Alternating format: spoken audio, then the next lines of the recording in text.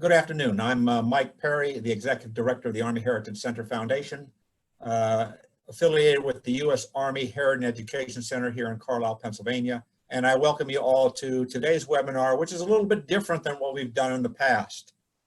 Today, we are calling on the daughters of two ladies who lived during World War II and who received significant numbers of letters from soldiers who were deployed overseas.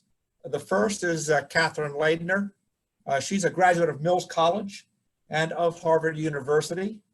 And I met her probably about 5-6 years ago now on a cold wintry day in New York City. And she's always talked about the letters that her mom received during the war. So she'll be one of our speakers. The other one is Mary Owen. She is the daughter of Donna Reed. Most of us remember Donna Reed from the TV shows of the late 50s and 60s. But in the World War II, she was a noted pinup girl and received significant numbers of letters from soldiers overseas. And both these ladies today are going to relate the experiences of their mothers and why they thought these letters are so important and worth keeping. So I'll turn the floor over now to Catherine. You'll sort of MC for a little bit. Thank you, Mike. And want to thank you all for joining Mary and me today. For Mary and me, this is approaching our anniversary. We met Memorial Day 2009. Let's say we sort of met. There was an article in the New York Times about Mary's mother, the actress Donna Reed, who had saved her letters from World War II, which of course struck a chord with me. And at the end, it said it was found by her daughter, Mary Owen. And anyway, to make a long story short, through a friend of a friend of a friend of a friend, Mary got in touch with me, and we've been friends ever since, sharing the stories that our mother's letters tell. Yeah, it's so interesting too, because I didn't really know anything about these letters until we found them in shoe boxes back in 2003. So I think, like a lot of people after the war was over, nobody really wanted to talk about it anymore because everyone participated so greatly in the war effort. So it was great to be able to share that with you and continue to, yeah. So would you like me, Mike, to start with a letter? I would start with the letter, Catherine. I think the floor is yours, and I'd read a couple that you think were most interesting or most appropriate for the time. My mother didn't do anything in order. Everything was, I found something here, something there. The first letter I found was January the 27th, 1944, Oklahoma City, Oklahoma. Please forgive this mimeographed letter, but I have secured the home addresses of all the officers in the 853rd Engineers Aviation Battalion, and I'm writing each of their families, hoping to secure some information about their accident in the Mediterranean. On December the 28th, I received a telegram from the War Department stating my husband, Fred H. Leach, had been missing in action since November 26th in the North African area. Since then, I have learned that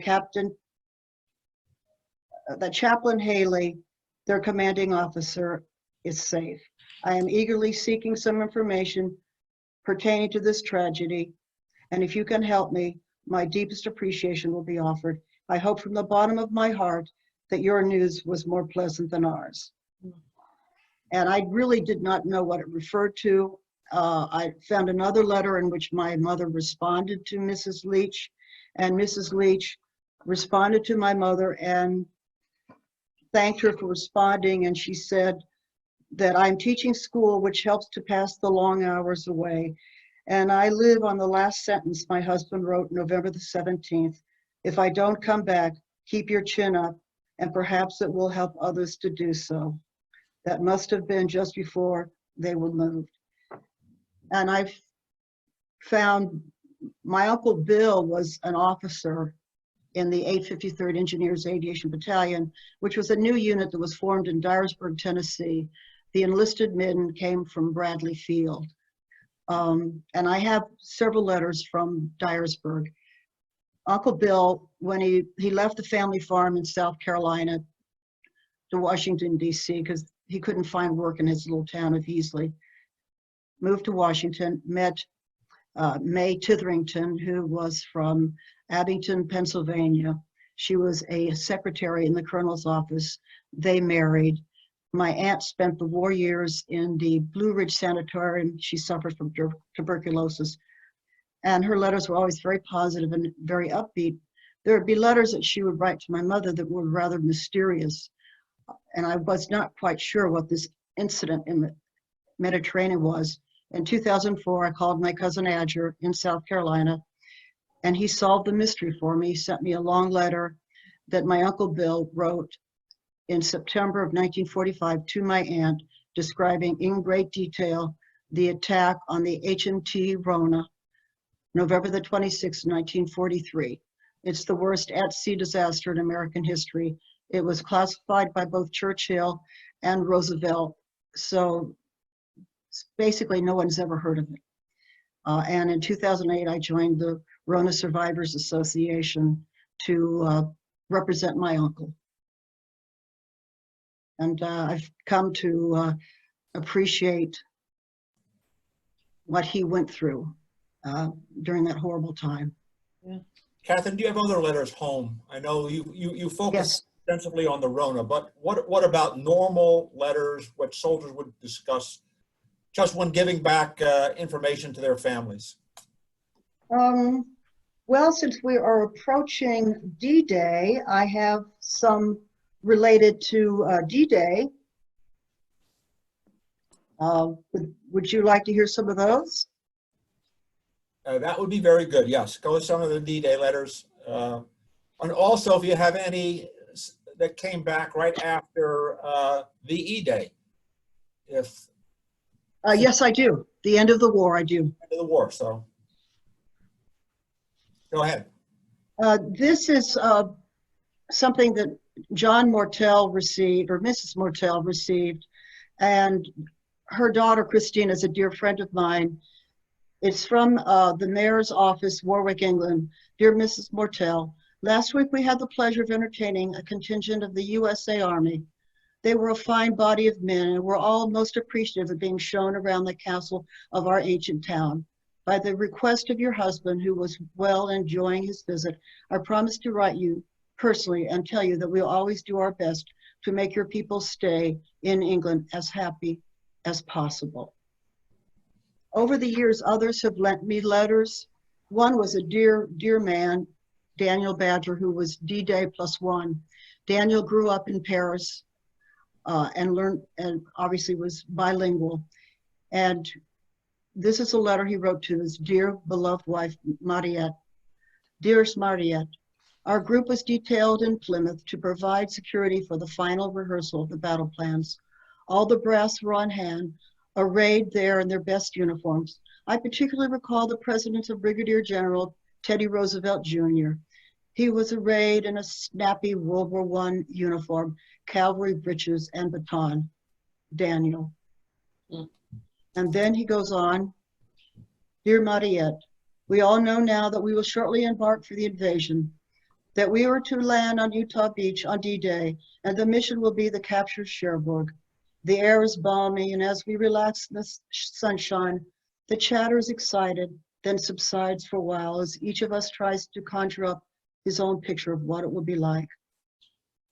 During every hour of every day, when you'll be wondering where I am and what I'm doing and what I'm thinking of, there mustn't be any doubt in your mind about my love for you. My constant prayers are that we will be together again soon.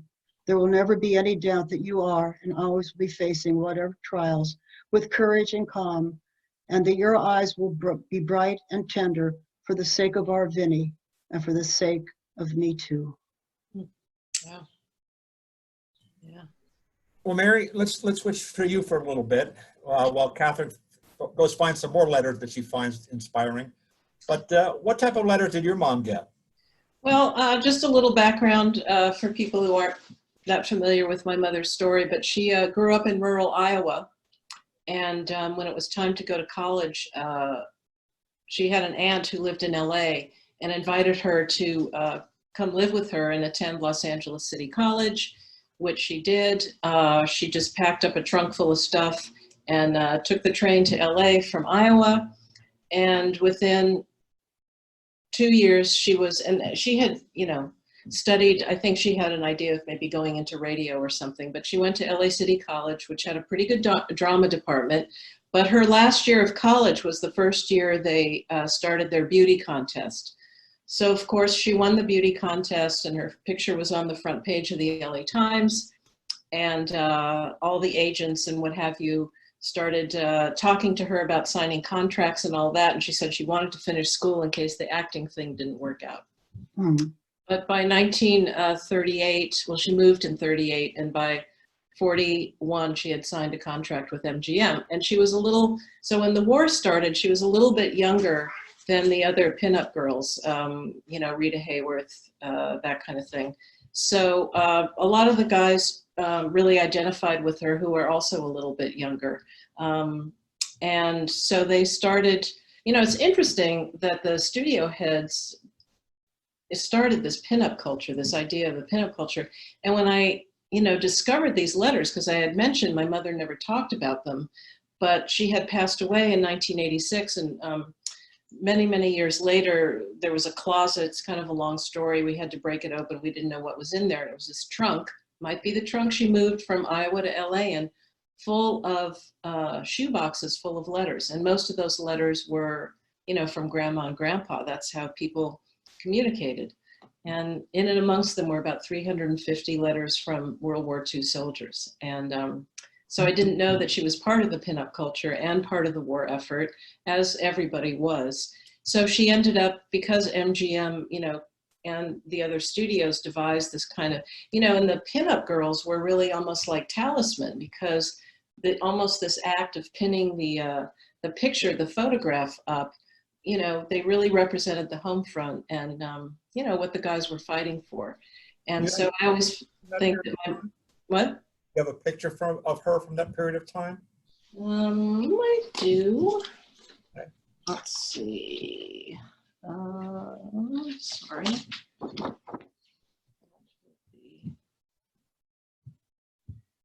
How old was she then?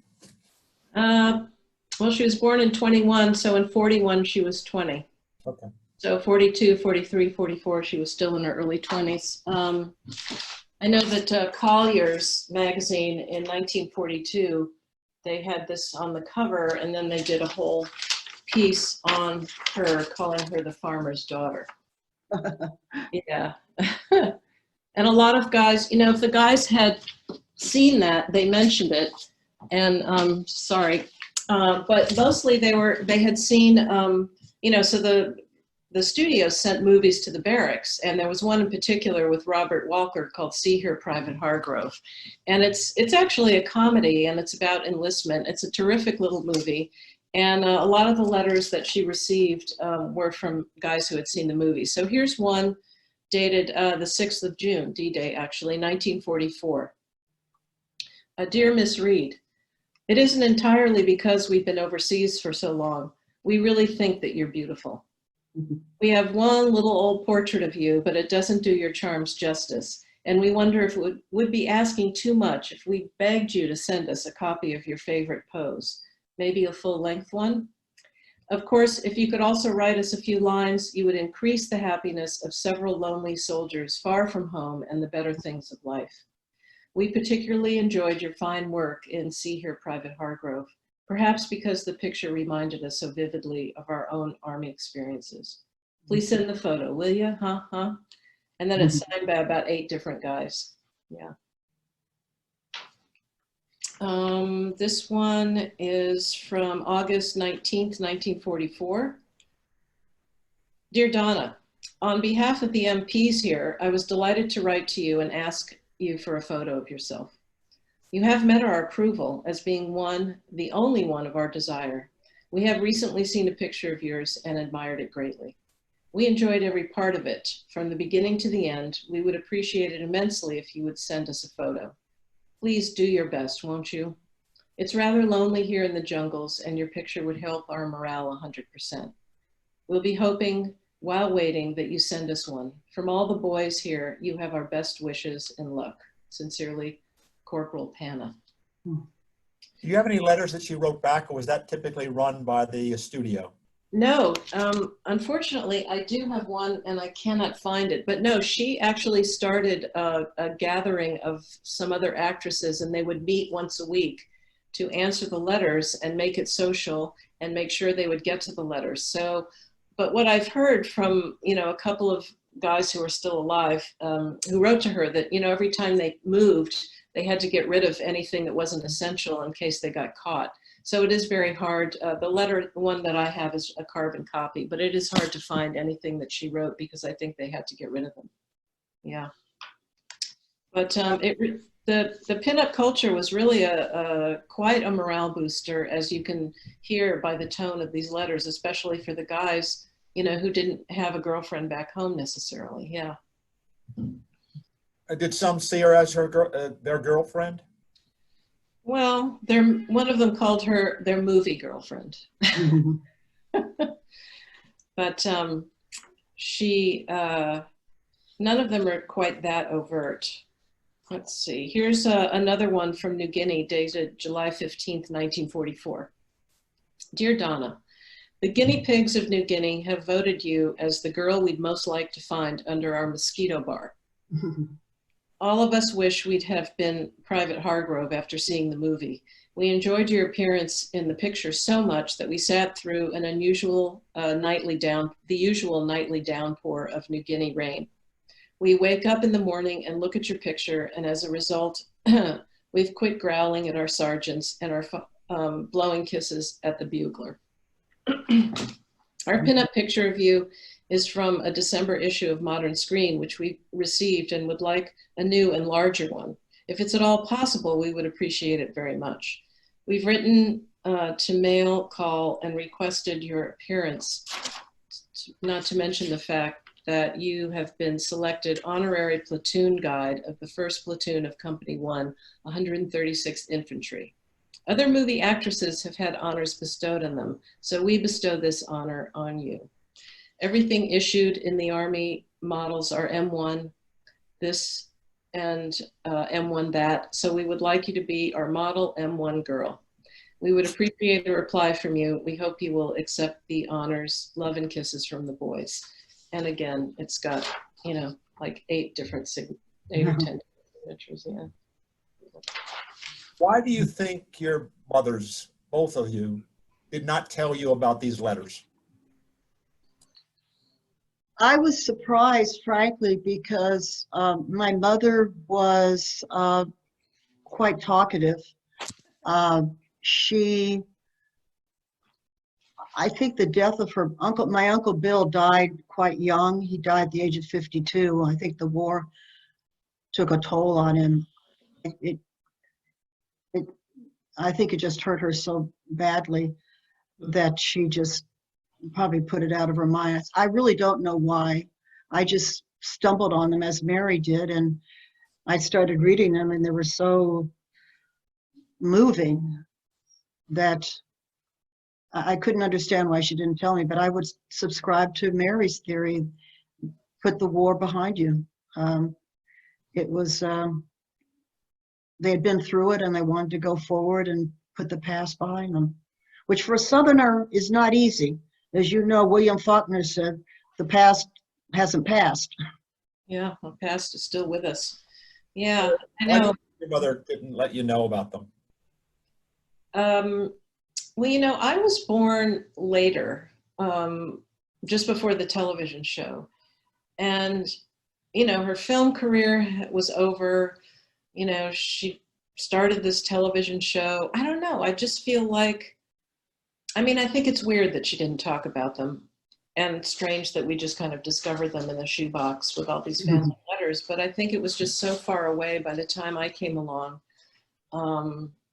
that, yeah, it's odd. I don't really have an answer. But, you know, I did meet one of the guys who wrote to her who was from Iowa. I met him about 6 or 7 years ago. And his son brought him, because they live about 8 hours from where my mother's from. And so we met, and he just poured out. He had stories. He pulled out pictures. He was in the Battle of Saipan.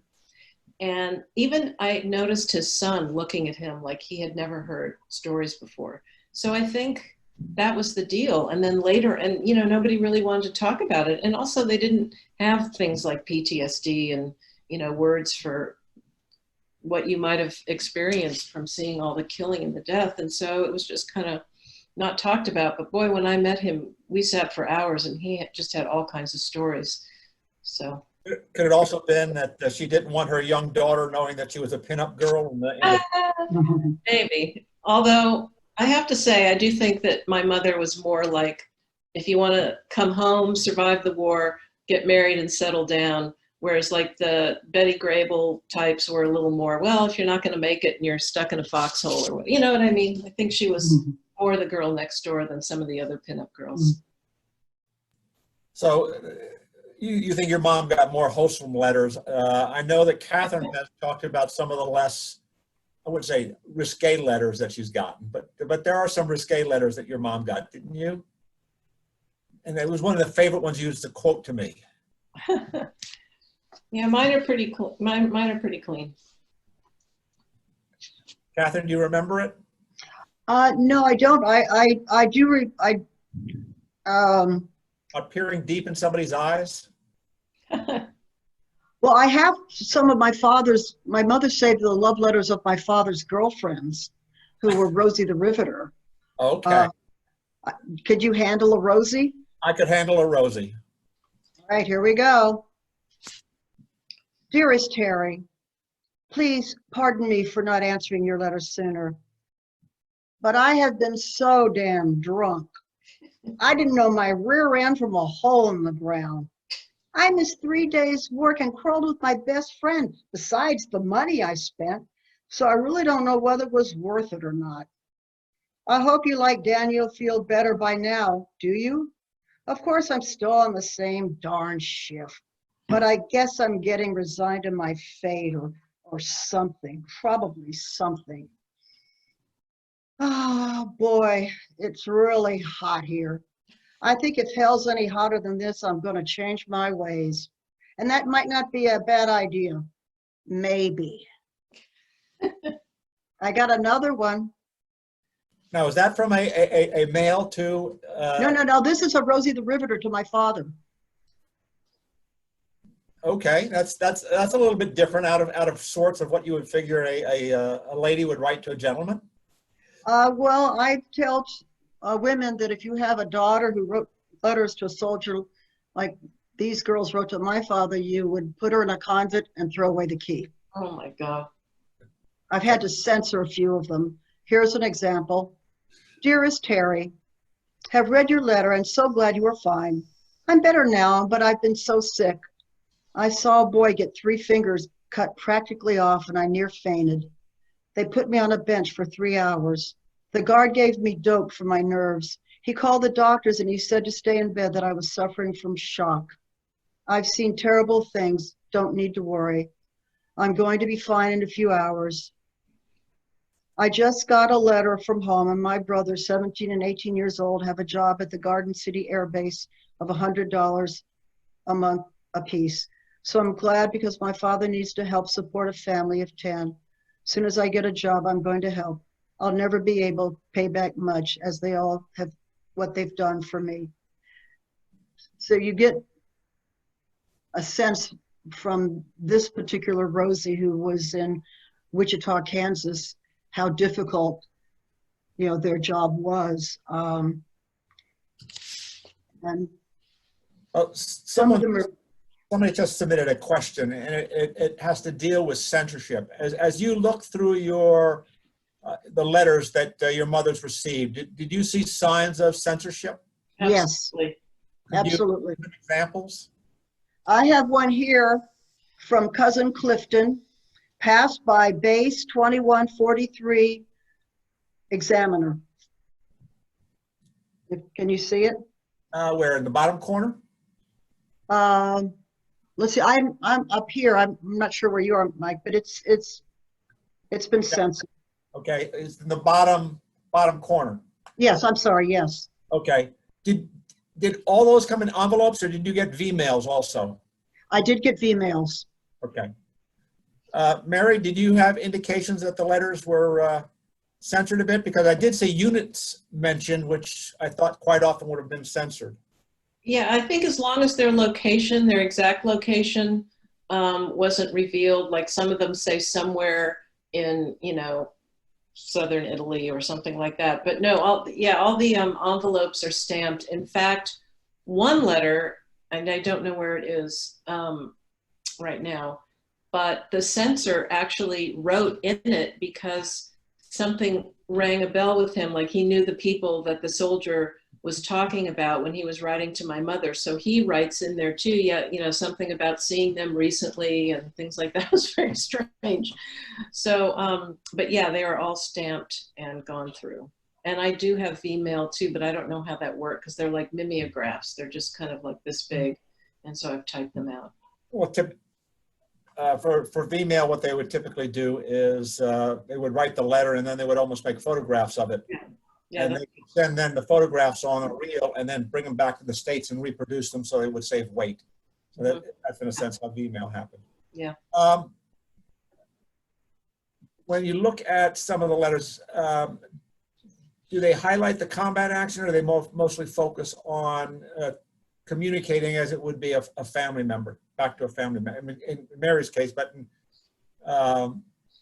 Catherine's case, did they talk anything about the combat, or did they basically try to avoid that? With the, as far as the Rona goes, the survivors were told that if they wrote home about it, they would be court-martialed. And the letter that Uncle Bill wrote in September of 1945, I don't know how, frankly, it got past the censor. He was a lieutenant, and I do have where he was actually censoring other soldiers' mail. So it's a question that has always perplexed me, and I don't really. We'd have to turn to, I think, a military historian for an answer on censorship. Yeah. What else would you like to talk about? As you go through those letters, what other things struck you about the letters that were written back to your mothers? Well, could I say something, Mike? Yes. Over the years, other people have lent me their letters, and one dear man named Bob Rosencrantz read about my project, and he lent me the letters of his dear brother Herb. Herb was the firstborn son of Jews, Austria, Russia, who came through Ellis Island as babies, Alvin and Eva. And Herb just was such a brave, brave soldier. And he was killed in Germany, February 45. I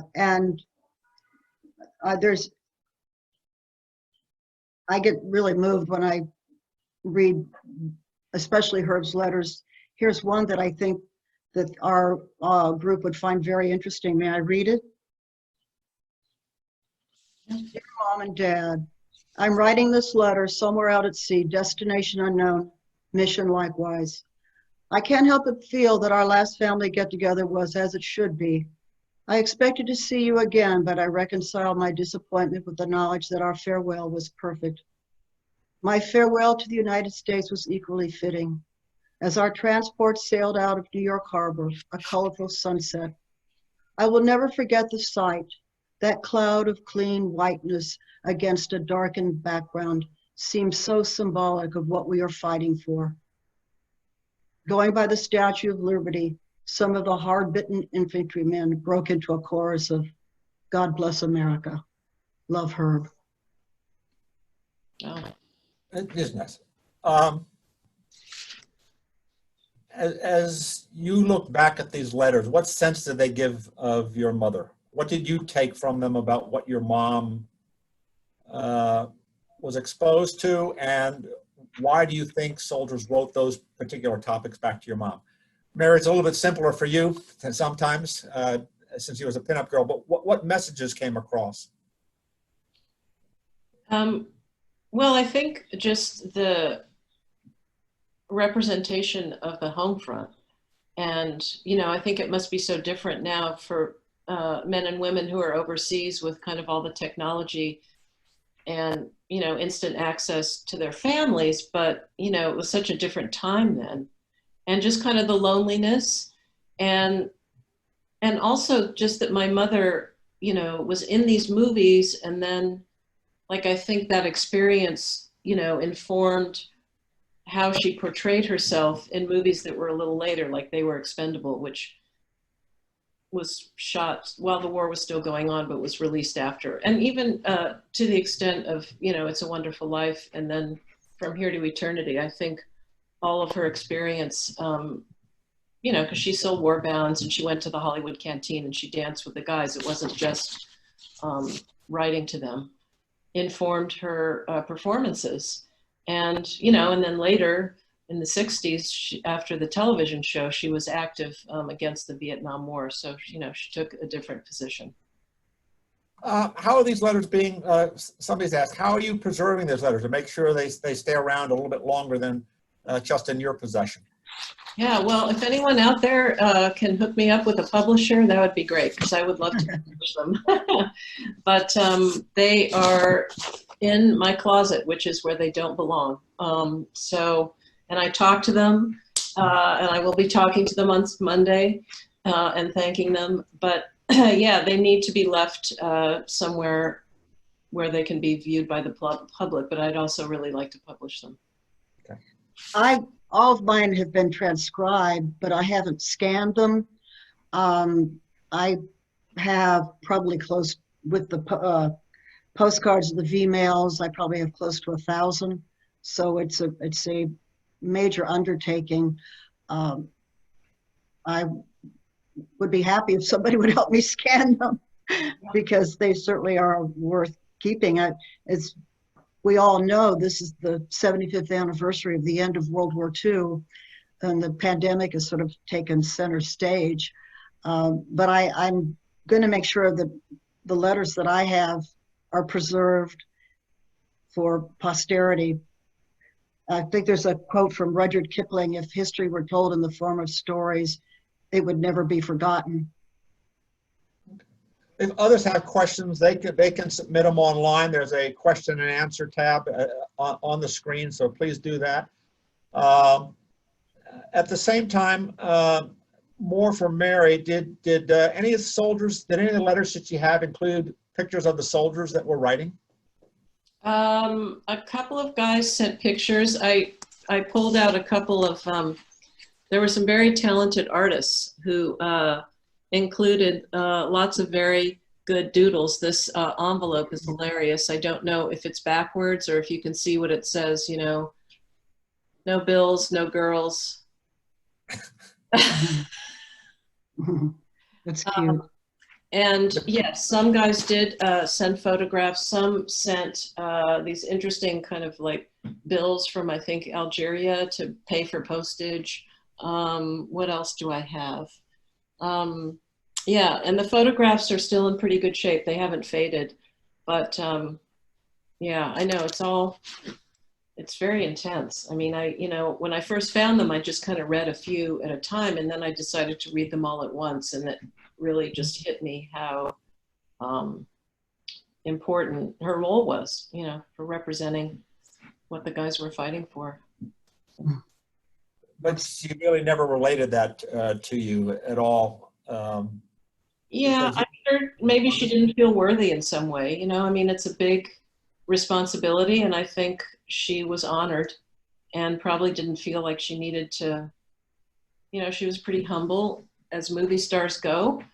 But yeah, I still don't know the answer to that. Yeah. Catherine, why do you think these things are so important? These letters are so important. I'll ask both of you that. I think they're very important because we don't have universal service today. We don't have the common bond that existed during World War II.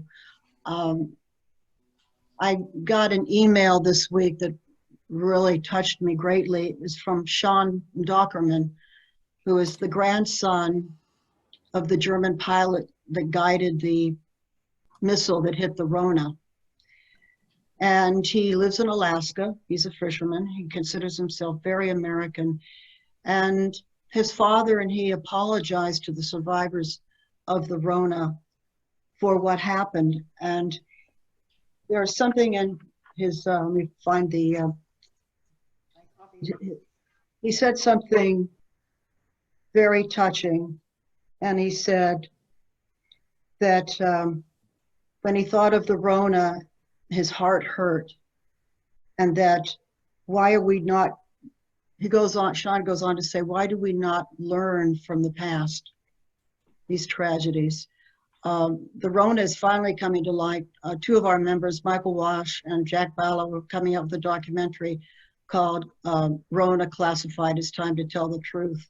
So maybe this chapter in history will get an airing. But I just think it's so important that these stories be told, because these are real people. I remember one time doing a program, this young girl came up to me and she said she only came because her mother made her. She knew it would be boring. And then she looks at me and she says, this was so interesting. She said, these were real people. Yes. They really wrote these letters. Yes. And then she says, what will happen to us? I haven't an answer. What will happen to this generation? Well, this generation, unfortunately, with with email, with Skype, with all the different electronic communications, their story will be a lot harder, I think, to tell than previous generations. Yes, they posted a lot of blogs, they have lots of websites, but after time, if the webmaster doesn't pay the fee to the internet managers, that website will be taken down. So I think we're going to have a challenge telling the story of these young soldiers, male and female, that have served today. Another crazy question, not crazy, but another question to Mary. Did your mom receive any letters during the Korean War? Did you find any, or it was all World? Yeah, I don't know of any. They're all World War II. She worked for another Mother for Peace during the Vietnam War, and so she didn't get letters to her exactly, but letters to the organization, of which I have a couple, and they are very interesting too. Completely different feeling, because a lot of the guys who wrote didn't believe that in what they were doing over there. But no, nothing from the Korean War that I have found. This is all World War II. Yeah. This is from Danny. He must know you, Catherine, because he says, I know Catherine has written many plays about the letters that her Uncle Bill wrote. In today's YouTube world, are there any any ways of producing media that would tell this story? I think if it's the Danny that I'm thinking of, it's my dear friend Danny, the Tennessee boy. I don't know. He didn't identify himself as the Tennessee boy. And I could ask him to tell me whether he's the Tennessee boy, but he just identified himself, and I'm not giving his last name. Honestly, I don't know. I would suspect that something could be done on YouTube. I do know that there's a trailer for Rona Classified, It's Time to Tell the Truth. But I certainly think that something could be put on YouTube. I would want to know from Danny what he had in mind for that. Certainly, maybe doing something where you're reading the letters or acting them out could be helpful. But I would, I'd have to do a little research, Mike, to figure out how something could be done on YouTube. This is back down to Mary again. Jimmy Stewart, when he came back, did your mother ever talk about, you mentioned PTSD, or one of you mentioned PTSD. Yeah, I did, yeah. Did you ever talk about the struggles of some of the actors that maybe served, and then, or was it, if they had problems, it was for something else? Well, that is a great question. Yeah, not really, but I do think, when Jimmy Stewart came back from the war, and I'm sure most of your audience knows that he was, a hugely highly decorated bomber pilot. He did not want to act anymore. He wanted to give up acting. He thought it was frivolous. And that might have been part of, you know, the effect of PTSD, which some people now say that he might have had.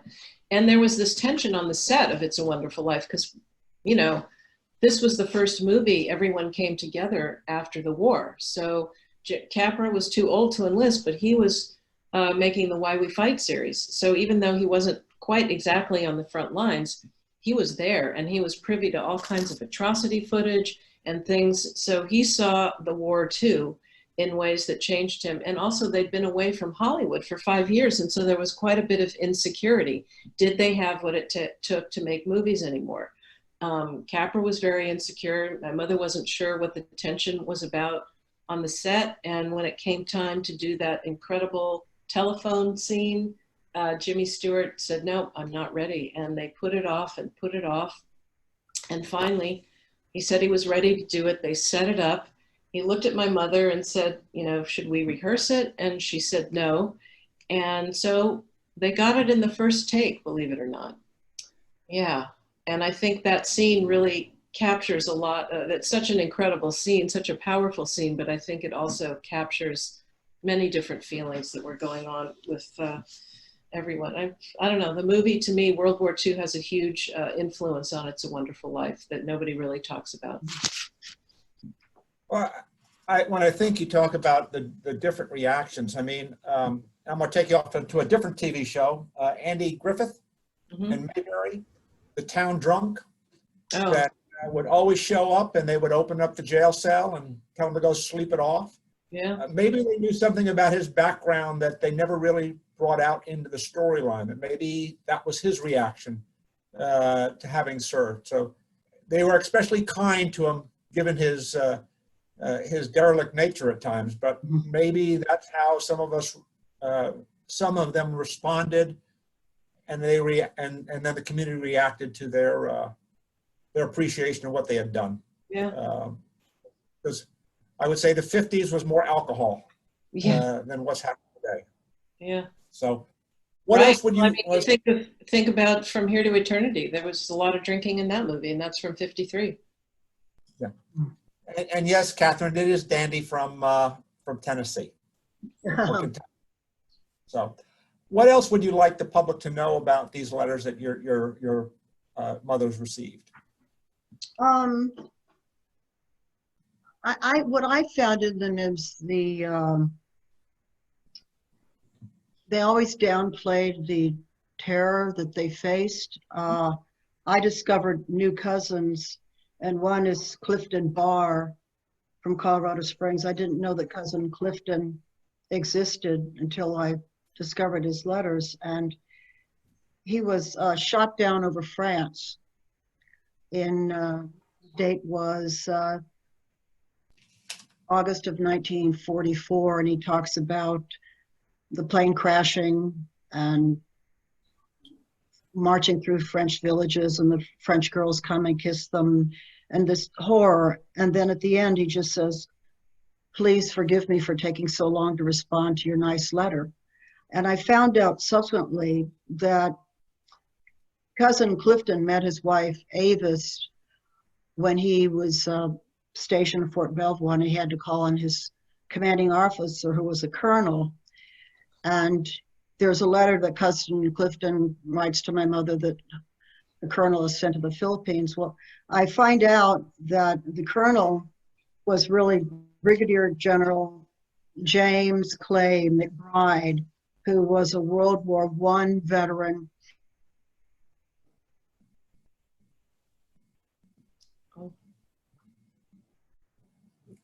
Catherine froze for a moment here. There she is. Oh, Catherine, you're gonna have to go back a couple seconds. You froze. Okay. I froze. You didn't freeze, but the screen froze. Yep, you froze, the screen froze. So if you want to start your thought over again. Well, as I said, I just found the letters coming from I call them the soldier boys, and I'm thinking of cousin Clifton, shot down over southern France. Pilot is killed. He's marching through villages, and then at the end, he apologizes to my mother for taking so long to respond to her nice letter. And I come to find out that cousin Clifton's beloved wife, Avis, was the daughter of Brigadier General James Clay McBride, who was Chief of Staff in the Philippines, was on a Bataan Death March and died in a Japanese POW camp. Something that I was just overcome when I read about that and what Cousin Clifton and his wife went through. They had to go back to the Philippines to gather the general's remains, bring him back to the United States, and he was buried in his hometown of Fredericksburg, Maryland. So I just found the letters very upbeat, and what they wanted was news from home. You know, Uncle Bill would write and say, "How are my pigs doing?" And when I come home, kill the fatted calf. I want good home cooking. Yeah. You know, I want to go to the movies. You know, they talked about the simple things that they missed. They didn't talk about grand plans, and they certainly did not talk about the horror that they experienced. That's true. Mary, what are your observations?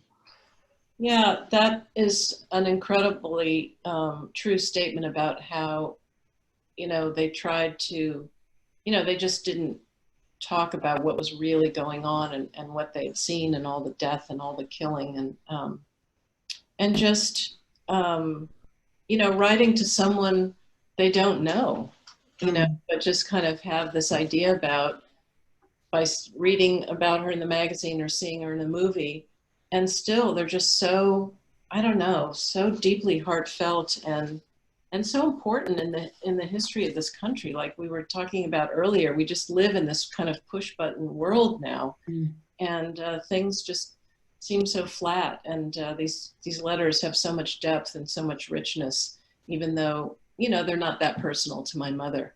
So yeah, I love looking through them, and I talk to them all the time. I told Bob Rosencrantz that if I had been around her, I would have chased him until he gave up. He just was just such a magnificent young man, and my cousin Clifton and my Uncle Bill.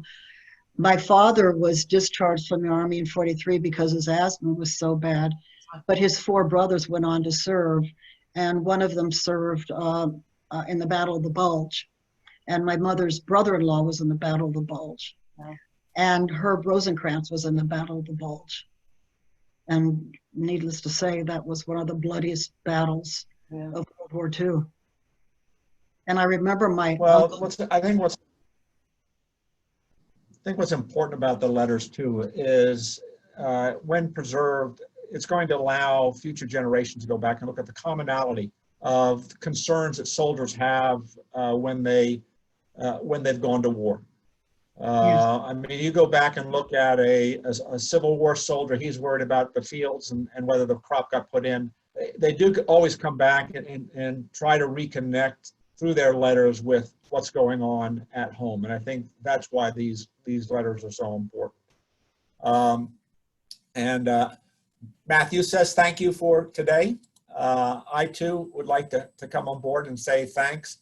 Anybody listening in the audience, I will scold these 2 ladies in a moment for not figuring out exactly where these letters will go eventually, because it's critically important that materials like this get preserved for future generations. I thought my letters were going to you, Mike. Well, some of them are. Not coming to me personally. No, I know. They're going to Army Heritage. You've got Uncle Harrington.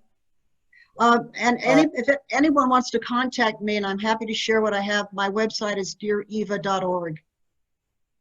Okay, and Eva is, again? My mother. Your mother, okay. If anyone wants to contact me, I can be reached at the Donna Reed Foundation at donnareed.org. Okay, well, thank you 2 ladies very much for participating in today's program. Thank you. Bye, everybody. I look forward to when everybody can travel, that you might be able to come down this way. And Catherine, yes, much like Danny said, yes, we can maybe do another performance somewhere in this area. Yeah. Well, so thank you much, and have a great weekend. Go ahead. You too, Mike. I was going to say. Thanks everyone for coming. I'll be Zooming you again soon. Okay. It's a Memorial Day weekend. We Yeah, should not Yes. forget that. yeah. It seems to be lost with the stay at home. But this weekend is when we will commemorate all those soldiers, sailors, Marine, Airmen, Coast Guard, Merchant Marine who passed while supporting our nation. So please take a moment to remember their sacrifices and also remember their families, because it's almost sometimes more important to remember the families, because then it shows that what their loved ones did had significant worth to both the nation and to the world. So please take a moment to do that. And again, thank you much and look forward to talking to you shortly.